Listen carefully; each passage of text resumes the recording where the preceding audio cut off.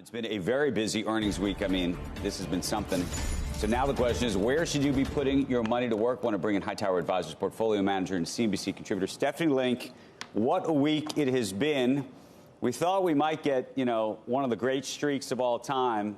We lost it yesterday afternoon, but on a relative basis, it's still quite remarkable. The question is, has the train gone too far or still hasn't even left the station? I don't think so, Andrew. I mean, I think that the economic data that has been coming in is certainly supportive of a soft landing, at least for now, right? And we talk all the time about the consumer. The consumer has been resilient because jobs have been so strong. Wages are up. You're seeing autos recover. They're up 16% year over year. Housing is back to highs that we saw last year. Services is strong. I think PMIs, by the way, have also bottomed. So it's a soft landing. And we saw that in the GDP number yesterday at 2.4%. And that's translating into decent earnings.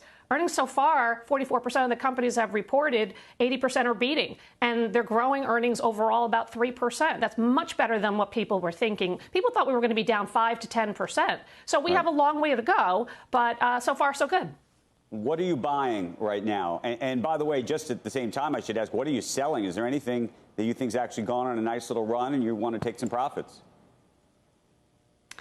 Well, I've been trimming some of the semiconductor companies. I like Broadcom very much, but it's up 60% year to date. I'm holding pat with Lam Research. That quarter was really amazing yesterday, and I think you're just at the cusp of the semi-cap equipment cycle really starting to rebound, but it's up also quite a bit. So I'll have my eye on those, but for the most part, I want to let my winners run in terms of what I'm buying. Well, I call earnings season silly season because sometimes the reactions are just absurd. So last week, Schlumberger reported in the stock, and they beat earnings, they beat EBITDA, margins sequentially grew in all four divisions. International grew 21% year over year. In the first half of the year, international grew 25%. Why that's important, it's 70% of their business. So it fell on the news, which I thought was silly. So I bought more of that. Same thing with American Express. I mean, I thought that the billed business number up 12% on a constant currency basis was really very impressive. They beat on net interest income and on OpEx and on fees. Also, U.S. consumers running up about 10%, international consumers running up about 16%. And again, the stock fell on the news, so I bought that one. And the same thing with Freeport McMoran. That too also fell on the news, and I thought that the quarter was very good. How magnificent are the Magnificent Seven at this point? We have so many viewers, as you know, who are owners of the Magnificent Seven or the Fangs or whatever you want to call them these days. But should you be an owner? Well, I think they're pretty crowded.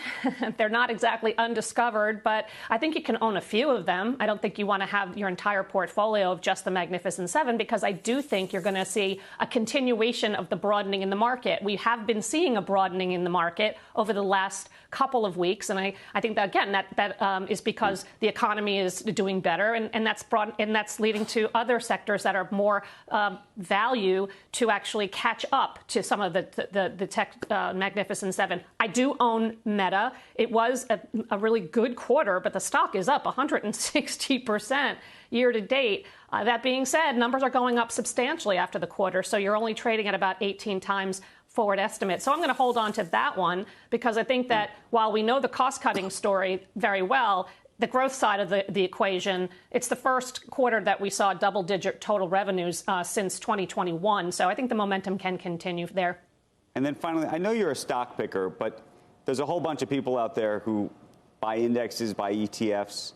Is there, from a sector perspective, is there any place that you just would say, you know what, I'm all in here or I'm all in there?